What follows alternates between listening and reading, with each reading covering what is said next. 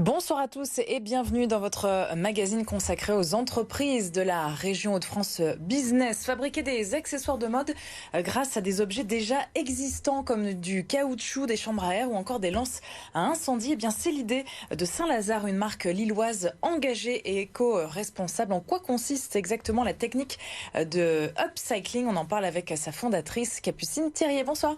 Bonsoir Marie. Merci beaucoup d'être avec nous. On commence tout de suite, et bien justement avec notre interview, notre invité tout de suite.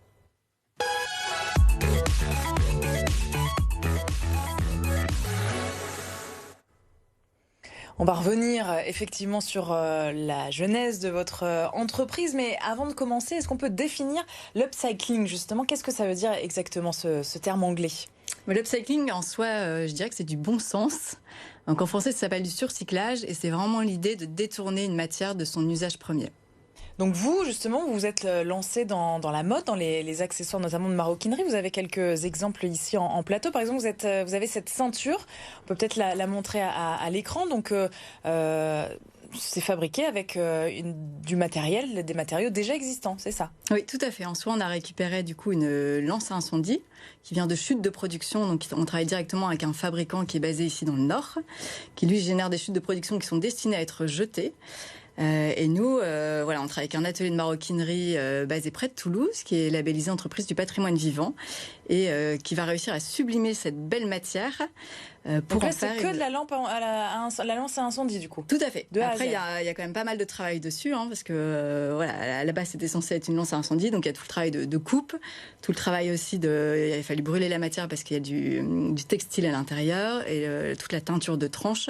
Voilà, comme on pourrait faire aussi avec du cuir. Alors votre marque est lilloise, 100%, elle a 2 ans aujourd'hui. Qu'est-ce qui vous a donné envie de vous lancer dans cette aventure-là? C'est l'envie d'agir face aux impacts environnementaux qui s'imposent aujourd'hui à nous. Voilà, d'agir pour une mode plus circulaire, plus locale et solidaire.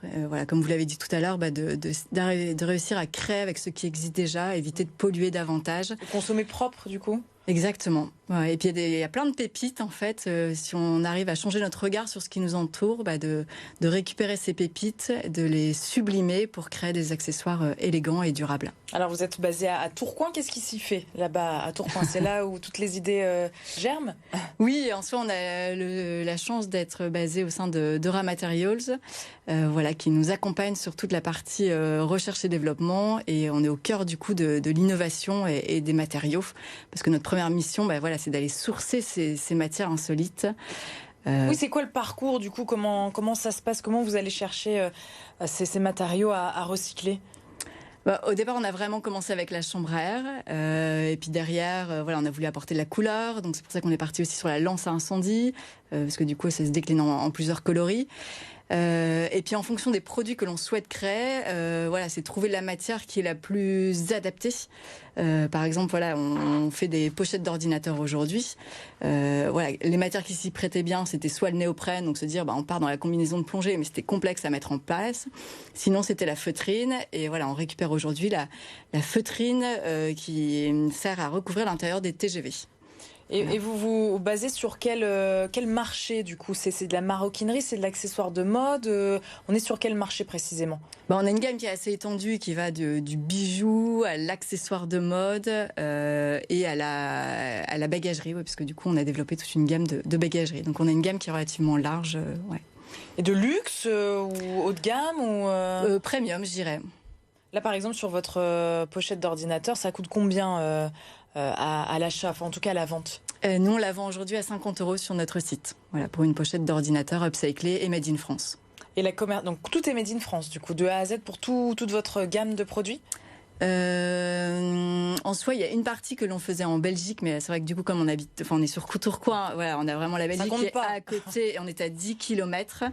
Mais on tend vraiment à rapatrier toute notre production en made in France, et aujourd'hui, on a 80% de notre gamme qui est made in France, oui. Et où parce que c'est pas uniquement basé à Lille, cette production, du coup, c'est fabriqué où? Non, alors du coup, on a 2 ateliers de maroquinerie près de Toulouse, qui sont labellisés entreprises du patrimoine vivant. On a un atelier de maroquinerie dans le centre de Paris, un atelier de maroquinerie à côté de Paris et qui a la spécificité d'être un ESAT, donc qui emploie des personnes fragilisées par un handicap. On a un autre ESAT aussi dans le nord de la France et qui, lui, va faire tout le tri, la découpe et le nettoyage de nos matières, parce qu'ils ont une blanchisserie industrielle. On a un atelier pour la découpe laser, un atelier pour la broderie. Et ça, c'est pas trop compliqué d'avoir plusieurs points comme ça de production c'est pas difficile justement de... Non, parce qu'on va aller chercher les compétences là où elles sont et chaque atelier a ses spécificités. Voilà, il y en a un qui va mieux travailler la ceinture que l'autre. L'autre, voilà, va plutôt nous faire des sacs. Et puis la dimension sociale qui est vraiment très importante pour nous. Et donc aujourd'hui, la plus grande partie de nos produits sont fabriqués dans un ESAT. Oui, pourquoi? Parlez-moi de ça, du coup, de cette démarche solidaire, sociale, c'est important pour vous? Oui, l'idée c'est d'être vraiment cohérent dans notre démarche, de récupérer des déchets, de les travailler localement et voilà, si en plus on peut les faire fabriquer par des personnes fragilisées par un handicap, voilà, pour nous c'est important dans notre démarche, voilà, au sein de Saint-Lazare et dans notre mission aussi. Alors c'est une question qui revient souvent dans ce magazine, chaque semaine. Évidemment, la crise a été importante pour les entreprises. Quel a été l'impact pour vous il y a 1 an et demi? Je dirais que l'impact a été vous étiez toute neuve, c'était un petit bébé encore, Saint-Lazare. C'est ça, on avait à peine 1 an. Je dirais qu'en soi, c'était positif pour nous dans le sens où les gens, ça a été un accélérateur en fait de tendance, où du coup les gens ont davantage acheté en ligne. Donc c'est vrai que comme nous on vend sur la majeure partie sur notre site, ça a été plutôt favorable. Et comment se démarquer? Parce qu'il faut être connu pour qu'on vienne sur votre site, faut développer cette notoriété.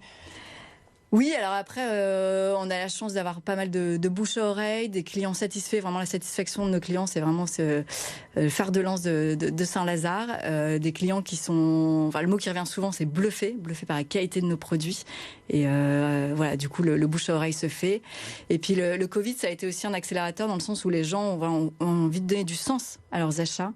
Et du coup, de consommer local, donc le Made in France, l'upcycling. Voilà, et ça a été plutôt bon pour nous. Ouais. Vous avez beaucoup de concurrents ou pas sur ce même credo-là? Il y a par exemple La Vie est Belt, créé par Ubermot en 2017. C'est un concurrent, vous échangez quand même avec eux ou... Ouais, on se connaît très bien. Disons qu'on n'est pas sur le même positionnement. Et après, nous, on a une gamme aussi qui est beaucoup plus large de produits. Voilà, on fait autre chose que des ceintures. Voilà, et on accélère vraiment. C'est que les ceintures, du coup Caleçons et culottes. Voilà, alors nous, on est beaucoup plus axé sur la bagagerie où il y a une vraie demande de sacs made in France et encore plus upcyclés et encore plus fabriqués par des personnes fragilisées par un handicap. Voilà. Et quels sont les axes de développement là, à venir pour 2022? Quelle est votre stratégie? Là, on va lancer du coup un sac à main. Donc toujours en toile nautique, lance à incendie et normalement on va faire aussi une édition limitée en toile de tente de l'armée, vert kaki.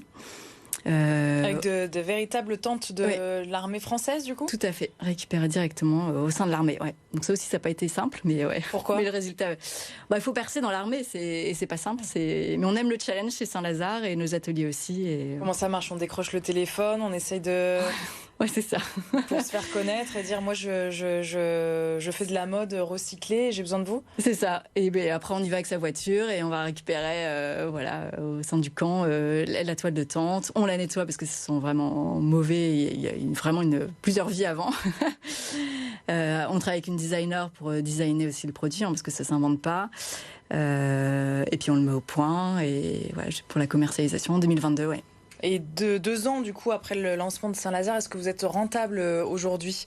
Comment ça se passe? Aujourd'hui, oui, on peut dire qu'on est rentable. C'est plutôt bien, 2 ans seulement après le lancement. Vous attendiez à ça? On était plutôt confiants, ouais. C'est vrai que du coup, on se lance au bon moment, avec les bons produits, avec les bons partenaires et des produits qualitatifs. Voilà. Donc, et quel chiffre d'affaires là pour cette fin d'année? Vous avez déjà une idée sur les prévisions? Là, on tape sur 100 000 € pour cette année, oui. Et Noël, ça va être la bonne période ou pas pour vous? Là, c'est la grosse période, oui. Ça commence déjà? Ouais, parce que du coup, comme on a une gamme qui est assez large et mixte, on a beaucoup de clients qui viennent faire leurs cadeaux de Noël chez Saint-Lazare.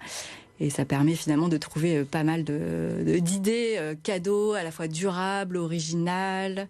Il y a une demande des clients, vous le sentez Ah, clairement. Oui. Il y a une attente en tout cas Ouais. sur ce marché-là. Le nom de Saint-Lazare, je ne vous ai pas demandé. Pourquoi ce nom-là? C'est une gare parisienne, Saint-Lazare. C'est un rapport? Entre autres, donc tout a du sens chez Saint-Lazare, donc le nom est important pour nous. Et effectivement, Saint-Lazare, ça fait référence au quartier parisien Haussmann Saint-Lazare, mondialement connu pour ses grands magasins. Du coup, ça fait référence à la mode à la française et au chic parisien, qui est vraiment notre positionnement d'arriver à faire des produits élégants. Et en même temps, c'est aussi un clin d'œil à notre mission première, qui est de donner une seconde vie à des matières destinées à être jetées. Et du coup, ça fait référence à Lazare de Béthanie, qui est le premier ressuscité. Donc toujours cette idée de seconde vie, et c'est d'ailleurs aussi notre signature. Notre logo, c'est un scarabée, et le scarabée, c'est le symbole du renouveau dans l'Égypte antique. Ah oui, vous êtes allé loin quand même pour imaginer votre marque. Merci beaucoup en tout cas, Capucine Thirier. Merci Marie. On vous souhaite bonne chance pour la suite de cette aventure, donc Saint-Lazare. Merci à vous. Merci. On se retrouve demain, bien sûr, pour parler emploi comme chaque mercredi. C'est votre emploi, et demain, on s'intéressera au secteur des pompes funèbres qui recrutent en ce moment.